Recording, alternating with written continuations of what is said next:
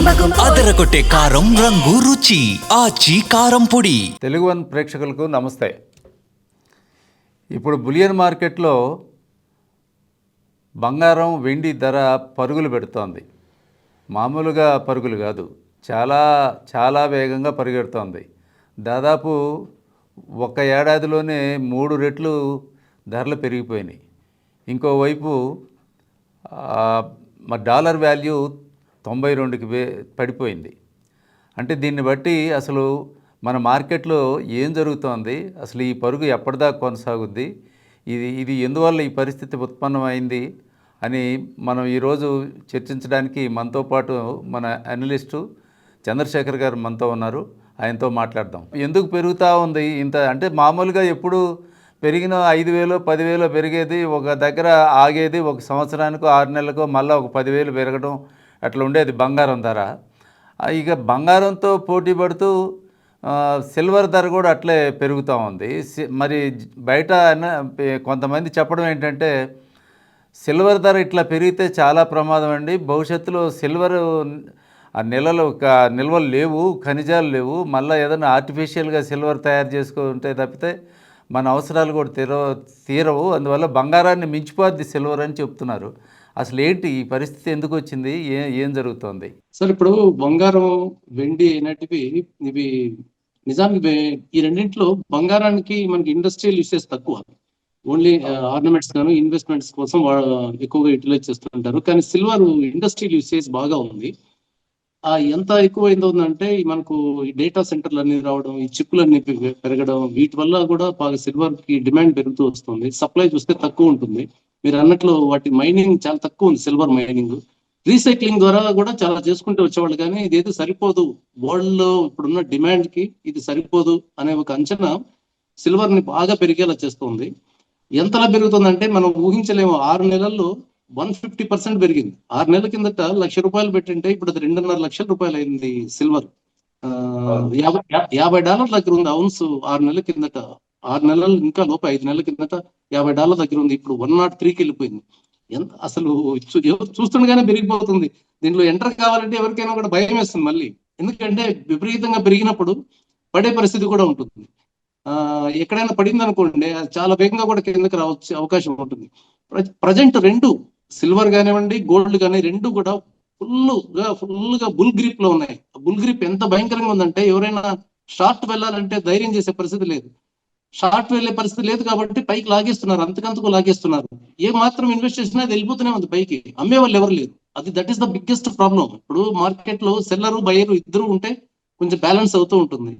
ఇక్కడ అసలు సెల్లర్ లేకుండా పోయాడు, ఓన్లీ బయరే ఉన్నట్టు. అందుకనే విపరీతంగా పెరిగిపోతూ వస్తుంది. బంగారం కూడా వెనకబడిపోతుంది చెప్పాలంటే సిల్వర్ తో పోలిస్తే. బంగారం బాగా పెరగడానికి కారణం ఏంటంటే ఇంటర్నేషనల్ గా పరిస్థితులు, ట్రంప్ వచ్చిన దగ్గర నుంచి అంతా అల్లకల్లోలం చేసి పెడుతున్నాడు. ఒకదాని తర్వాత ఒకటి. వెనిజులా చూసాము, తర్వాత గ్రీస్లాండ్ చూసాము, ఇప్పుడేమో ఇరాన్ దగ్గరికి వచ్చాడు, ఇరాన్ మీద యుద్ధం చేస్తా ఉంటున్నాడు. ఇప్పుడు గ్రీస్లాండ్ వెనిజులా లాంటి కంట్రీ కాదు కదా ఇరాన్ అనేది ఒక బాగా దాని దగ్గర వెపన్స్ అన్ని ఉన్నాయి. ఒక పెద్ద కంట్రీ, దాంతో యుద్ధం అంటే మాటలు కాదు. అది చాలా డిస్రప్షన్ కి, చాలా ఇంటర్నేషనల్ గా చాలా విపత్కర పరిస్థితులకు దారితీసే అవకాశం ఉంది. అవన్నీ భయపెడుతున్నాయి వరల్డ్ మార్కెట్స్ ని. ఇవన్నీ కలిసి ఇన్ఫ్లేషన్ కు దారితీస్తాయి. ప్రధానంగా బంగారం పెరగడానికి కారణం ఏంటంటే భవిష్యత్తులో ఇన్ఫ్లేషన్, వస్తువుల ధరలు బాగా పెరిగిపోతాయి, గూడ్స్ అండ్ సర్వీసెస్ రేట్లు పెరుగుతాయి అనే అంచనాతో బంగారం కొంటారు. బంగారం ప్రధానంగా హెడ్జింగ్ కోసం వాడతారు ఇన్వెస్టర్లు. మనకు రేట్లు పెరిగిపోతే దాంట్లో మనం దాన్ని ఆ మేరకు అడ్జస్ట్ చేసుకోవడానికి, హెడ్జింగ్ చేసుకోవడానికి గోల్డ్ ఉపయోగపడుతుంది అనేది ఒక ప్రధానమైన ఆలోచన. ఆ కారణంగానే పెరుగుతూ వస్తుంది. గోల్డ్ పెరుగుతూ వస్తుంది అంటే అర్థం ఏంటంటే ముందు ఇంకా రేట్లు పెరుగుతాయి, మనం వాడే వస్తువులు సర్వీసుల రేట్లు అన్ని బాగా పెరుగుతూ వస్తాయి. Sorry for the interruption. ఆ బంగారం ఓన్లీ అలంకరణ కోసం వాడతారా? వేరే ఈ మెడిసిన్స్ కానీ వేరే ఇతర యూసేజ్లు ఎక్కడన్నా ఉపయోగిస్తారా? ఉపయోగిస్తారు, కానీ చాలా తక్కువ. కంపారేటివ్ గా మనకు సిల్వర్ తో పోలిస్తే గోల్డ్ ఇండస్ట్రియల్ యూసేజ్ చాలా తక్కువ ఉంటుంది. సిల్వర్ లో సిల్వర్ చూస్తాం, మనం స్వీట్లు కూడా వాడుతుంటారు, స్వీట్లకు కూడా ఫాయిల్ గా వాడుతూ ఉంటారు, సిల్వర్ ఫాయిల్ వేస్తుంటారు. ఇప్పుడు అది కూడా ఒక డేంజర్ వచ్చింది. సిల్వర్ బదులు అల్యూమినియం ఫాయిల్ వేసేస్తున్నారు స్వీట్ల మీద. అది ఎక్స్ట్రీమ్లీ డేంజర్ ఫర్ హెల్త్. మనకు సిల్వర్ అల్యూమినియం రెండు ఒకలాగే కనిపిస్తాయి ఫాయిల్ చూస్తే. వీలైనంత సిల్వర్ ఫాయిల్స్, ఫాయిల్ ఉన్నవి ఏవైనా సరే స్వీట్లు అవాయిడ్ చేయడం కూడా మంచిది. Extreme danger for health. Aluminium అనేది చాలా danger. Even minor quality, very minimum క్వాలిటీలో కూడా తీసుకున్నా కూడా అల్యూమినియం చాలా డేంజర్. ఎందుకంటే ఇప్పుడు మార్కెట్ లో ఎలా ఉంటుందంటే జనానికి ఏది డిమాండ్ ఉంటే అది చేసేస్తుంటారు. దాంట్లో మంచి చెడులు ఆలోచించే స్థాయిలో వర్కర్లు, వాళ్ళు చిన్న చిన్న కంపెనీలు కానీ ఇలాంటి మైండ్ చిన్న తక్కువ స్థాయిలో ఉన్నవాళ్ళు, బ్రాడ్ గా ఆలోచించే వాళ్ళు పట్టించుకోరు. ఆలోచించలేని వారు పట్టించుకోరు. అక్కడ సమస్య వస్తుంది. అందువల్ల ఈ స్వీట్ల మీద సిల్వర్ ఫాయిల్ ఉన్నవాడి స్వీట్లను చాలా వరకు అవాయిడ్ చేయడం మంచిది. ఎందుకంటే ఇంత రేటు మీద సిల్వర్ ఫాయిల్ వేసేసి ఆ రేట్ ను పెట్టి తయారు చేయాలంటే స్వీట్ రేట్ ఎక్కువ అవుతుంది. అంత రేటు మార్కెట్ ని బేర్ చేయలేదు. అందుకని ఆల్టర్నేటివ్ గా అల్యూమినియం వాడుతున్నారు. బీ కేర్ఫుల్, ఈ విషయంలో జాగ్రత్తగా ఉండాలి. సిల్వర్ ఎంత వరకు వెళ్తుంది అనేది ఇంకా అసలు ఊహకందనంతగా వెళ్తుందండి. మార్కెట్ లో ఎవరు ఇట్లా ఎస్టిమేట్ చేయలేదు. $70 వస్తే గొప్ప అనుకున్నారు. అలాంటిది ఏకంగా ఇప్పుడు 103, రాత్రి 103 దగ్గర క్లోజ్ అయింది. టెర్రిఫిక్ ర్యాలీ ఇది. అంటే అసలు బంగారం అనేది గ్రాములు తులాలులో కొంటాం కాబట్టి దాని రేటు అవతల దానితోటి మనం సిల్వర్ని కంపేర్ చేసినప్పుడు కిలో రేట్లలో చూస్తూ వచ్చాం. ఇప్పుడు ఏమైందంటే ఆ సిల్వర్ కూడా ఇప్పుడు గ్రాములు తులాలకు వచ్చేస్తామన్నంత పరిస్థితి వస్తుంది. అవును సార్, అట్లాగే వస్తుంది. ఎందుకంటే అది పెరుగుతున్న తీరు చూస్తే 1,50,000కి రావడమే చాలా గొప్ప అనుకున్నారు. చాలా మంది 1,50,000, 2 లక్షల దగ్గర బాగా పెరిగిపోయిందని సిల్వర్ అమ్ముకున్నారు. ఇళ్లలో ఉన్న సిల్వర్ కూడా తీసి అమ్ముకున్నారు. మళ్ళీ పడిపోతుంది మనం. అదేమైంది, ఇప్పుడు 3.5 లక్షలకి వెళ్ళిపోతుంది. చూడండి, అసలు అట్లా ఉంటుందండి అన్నమాట. బుల్ మార్కెట్ అనేది అలా ఉంటుందండి. బుల్ మార్కెట్ అయినా మనకు షార్ట్ లో ఒక బేర్ మార్కెట్ అయినా ఒక పట్టుకున్నారంటే అలా పైకి లాగేస్తూ ఉంటారు. అది ఎంత దూరం వెళ్తుందో తెలియదు. అసలు ఎక్కడో బ్రేక్ వచ్చేదాకా మనం ఎదురు చూడాల్సిందే తప్ప దాంట్లో మనం వేలు పెట్టడం అంటూ చేస్తే అది ఎక్కడ పడుతుందో చెప్పలేం. సెల్ చేయడం అనేది మరీ రిస్క్. కొనడం అంటే ఇప్పుడు కొన్నాం అనుకోండి, సపోజ్ కేజీ సిల్వర్ కొన్నాం అనుకోండి, మనకు వచ్చే లాస్ మహా అయితే అది 1,00,000 పడచ్చు. అమ్మామనుకోండి, అంటే మన చేతిలో లేకుండా అమ్మితే అది ఎంతకైనా వెళ్ళొచ్చు, 10 లక్షలు కూడా వెళ్ళొచ్చు కేజీ. అప్పుడు మనం చాలా నష్టపోతారు. అందుకనే షార్ట్ సెల్లింగ్ చేసే వాళ్ళు భయపడతారు. షార్ట్ సెల్లర్స్ లేనప్పుడు ఇంకా పెరిగిపోతుంది. మార్కెట్ లో ఉన్న ఒక ఫినామినా. మార్కెట్ లో కంట్రోల్ కావాలి అంటే, గోల్డ్ రేట్ అయినా సిల్వర్ రేట్ అయినా కంట్రోల్ కావాలంటే ఒకటే మార్గం ఏంటంటే షార్ట్ సెల్లర్స్ ఉండాలి, బయర్స్ ఉండాలి, ఇద్దరు ఉండాలి. కానీ ఇక్కడ షార్ట్ సెల్లర్ ఆబ్సెంట్ అయిపోయాడు. అందుకే లాగేస్తుంది, పైకి లాగేస్తున్నారు. చూస్తుండగానే పెరిగిపోతుంది. అసలు ఎవరి చేతిలో ఉంది దీని మార్కెట్? ఈ గ్రిప్ అంతా ఎవరు నడిపిస్తున్నారు ఈ వరల్డ్ మార్కెట్ లో? ఎవరి చేతుల్లో ఉండదు సార్ ఇది. ఎలాగంటే పెద్ద పెద్ద ఇన్వెస్టర్లు ఉంటారు, అసెట్ మేనేజ్మెంట్ కంపెనీలు ఉంటాయి, పెద్ద పెద్ద ఇన్వెస్టర్లు ఉంటారు, వరల్డ్ వైడ్ ఉంటారు. ఒక చోట ఉంటారు అనేది చెప్పలేము. ఒక ఫియర్ అది పైకి వెళ్తుందని కానీ లేకుంటే కిందకి వెళ్తుందని కానీ, పైకి వెళ్ళినప్పుడేమో గ్రీడ్ ఉంటుంది, కిందకి వెళ్ళేటప్పుడు ఫియర్ ఉంటుంది. ఇప్పుడు గ్రీడ్ బాగా ఉంది. ఎంత ఉందంటే ఆ గ్రీడ్ ని మేనేజ్ చేసేవాళ్ళు లేరు, పైకి లాగేస్తున్నారు. అది ఏదేదో కారణాలు చెప్తారు. ఇప్పుడు ఎలా ఉంటుందంటే సార్, పడినప్పుడైనా పెరిగినప్పుడైనా ఏదో కారణాలు ఏంటి అని వెతుకుంటారు. ముందు పడిపోవడం జరుగుతుంది. దాని తర్వాత దీని కారణాలు ఏం చెప్పాలనేది వెతుకుంటుంది మార్కెట్. అట్లా ఇప్పుడు సిల్వర్ పెంచేస్తున్నారు, బాగా పెంచేస్తున్నారు. ఇండస్ట్రియల్ డిమాండ్ వస్తుందని, లేకపోతే వీటిలో ఏఐ వల్ల, డేటా సెంటర్ల వల్ల, లేకుంటే చిప్పుల వల్ల, వీటన్నింటిలో మనకు సిల్వర్ వాడుతూ ఉంటారు. వీటన్నింటిలో బాగా డిమాండ్ వస్తుందని పెంచేసుకుంటూ పోతున్నారు. ఇలాంటి పరిస్థితుల్లో ఎవరైనా అమ్మడం కానీ కొనడం కానీ కొంచెం రిస్క్ తో కూడుకున్న వ్యవహారం. చాలా కేర్ఫుల్ గా అడుగులు వేయాలి. అమ్మేటప్పుడైనా కొనేటప్పుడైనా స్టాగర్డ్ మేనర్ లో, అంటే మీ దగ్గర ఒక సపోజ్ కేజీ ఉందనుకోండి, పావు కేజీ ఒకసారి అమ్మడం కానీ అట్లా. లేకపోతే కొనాలనుకున్నా కూడా పావు కేజీ చొప్పున కొనడం. అంటే 25% వైజ్ ఎంత కొంటారు అనేది that is based on description of the buyer. జాగ్రత్తగా ఉండాలి. లేకపోతే ఇలాంటి మార్కెట్లలో నష్టం జరిగే అవకాశాలు ఎక్కువ ఉంటాయి. ఎమోషన్స్ ని మనం బ్యాలెన్స్ చేసుకోవడం కష్టం అవుతుంది, విపరీతంగా పెరిగినప్పుడు కానీ విపరీతంగా పడినప్పుడు కానీ. నిత్యం జనానికి ఉన్న సందేహం ఏంటంటే ఇది ఇంకా ఇట్లా పెరుగుతా పోద్దా, ఇప్పుడు ఏమన్నా ఒక సంవత్సరానికి 6 నెలలకు అసలు ఎప్పుడు దీనికి కంట్రోల్ అవుతుంది, ఎప్పుడు ఆగుద్ది అని? Can we guess anything? ఇది ఈ గెస్ చేయడం కష్టంగా ఉంటుంది సార్. ఎందుకంటే ట్రంప్ అనేవాడు ఊరికే ఉండట్లేదు, ప్రతిదాన్ని కెలుగుతున్నాడు. అతనికి 80 ఏళ్ళు పైన ఉంటాయి వయసు, 80 ఏళ్ళు, అరౌండ్ 80 ఉంటాయి. మనిషి నిలకడగా ఉండలేకపోతున్నాడు, ప్రతిదాన్ని కెలుగుతున్నాడు. అసలు ఈ ఇంటర్నేషనల్ గా స్టెబిలిటీ లేకపోవడం అనేది, అస్థిరత అంటాం కదా, ఆ స్టెబిలిటీ లేకపోతే బంగారానికి అంతగా మనకు అది ప్లస్ పాయింట్ అవుతుంది. బాగా అదొక డ్రైవింగ్ ఫోర్స్ లా మారిపోతుంది అనమాట.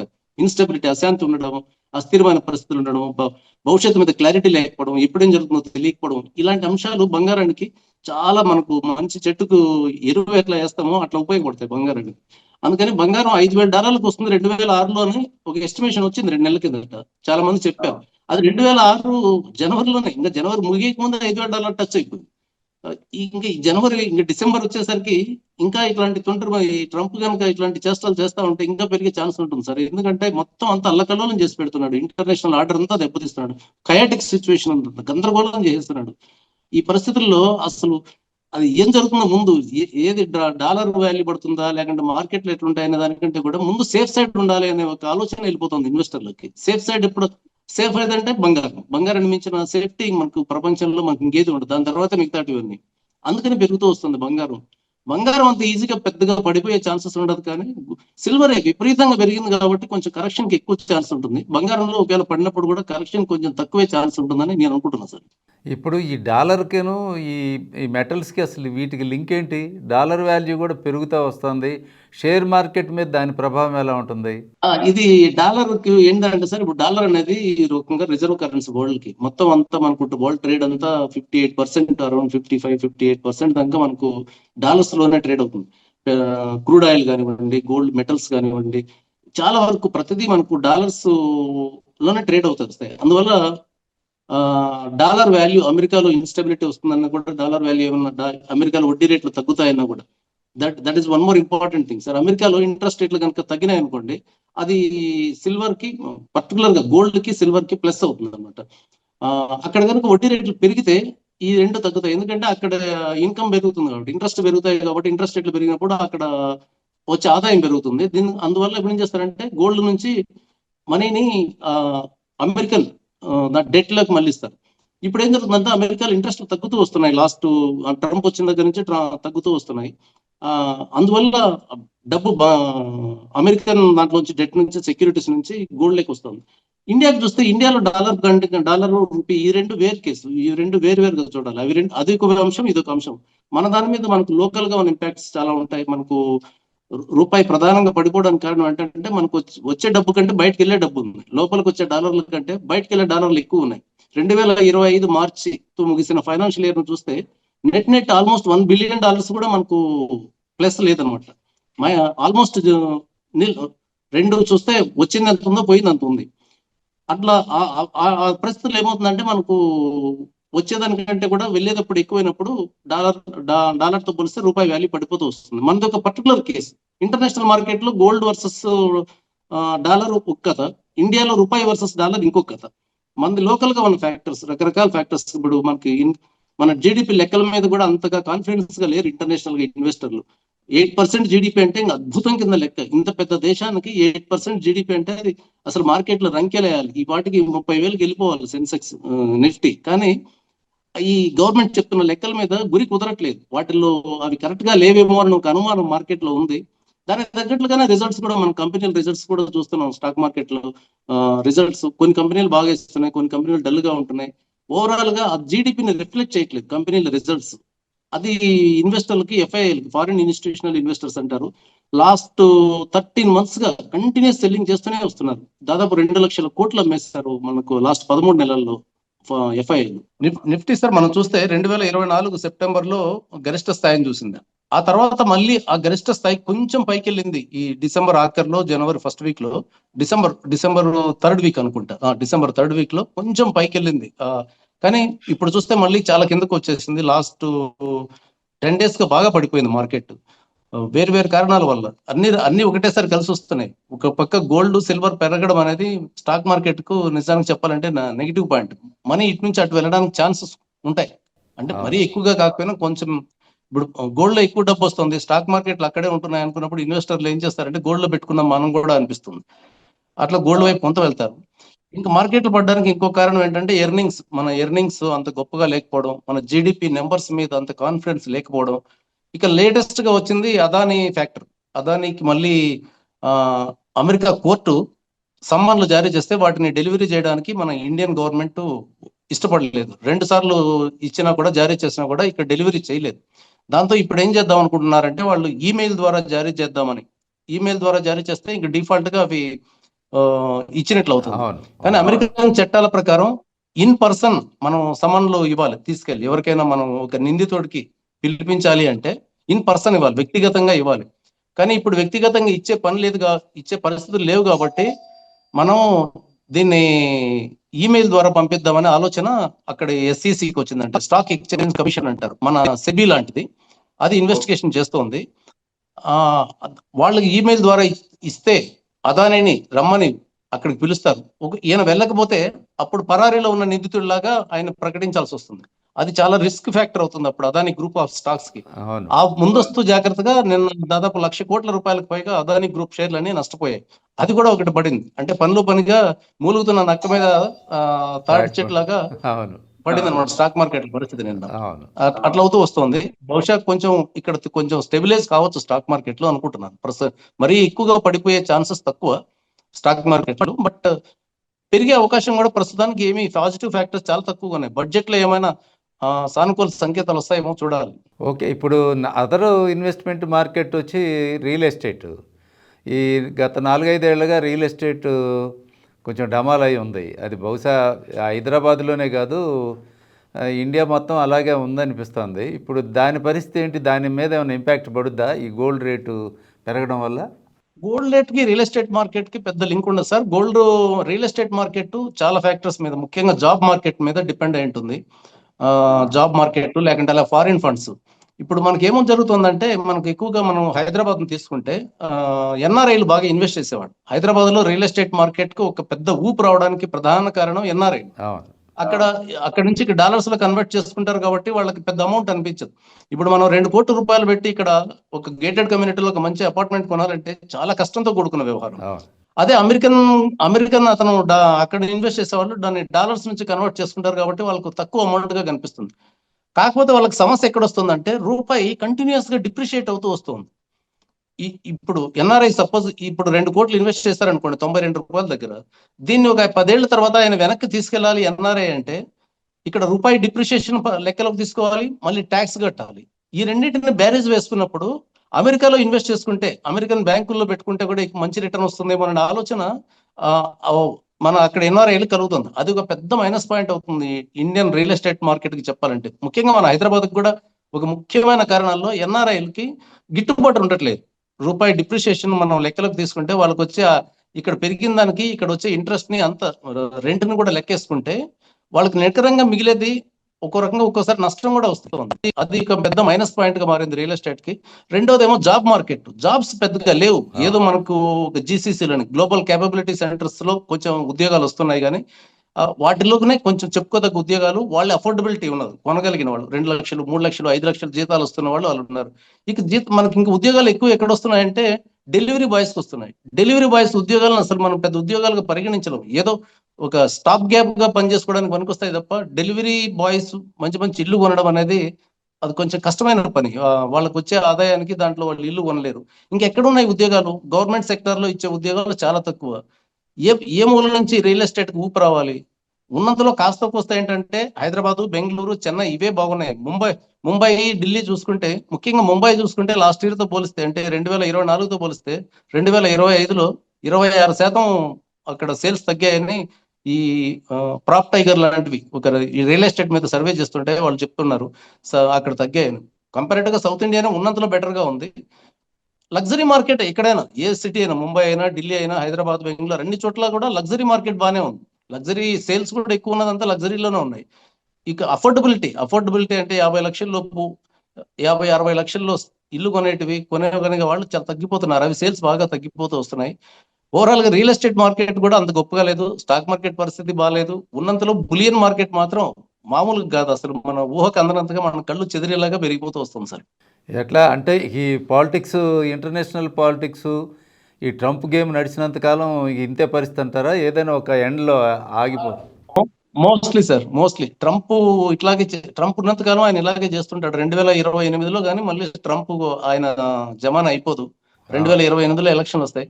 2028 వదిలేసినా కూడా ఈ సంవత్సరం, రేపు సంవత్సరం 2026, 2027 ఇంటర్నేషనల్ గా పరిస్థితులన్నీ ఇలాగే అల్లకల్లోలం చేసి పెడుతుంటాడు. ఇష్టం వచ్చినట్లు మాట్లాడుతుంటాడు. చాలా లూజ్ వర్డ్స్ వాడుతుంటాడు. రెక్లెస్నెస్ అనమాట. అహంకారం బాగా మనిషికి తలకి ఎక్కువ తలబిరిసి ఎలా ఉంటుంది చూసారా, అలా మాట్లాడుతుంటాడు.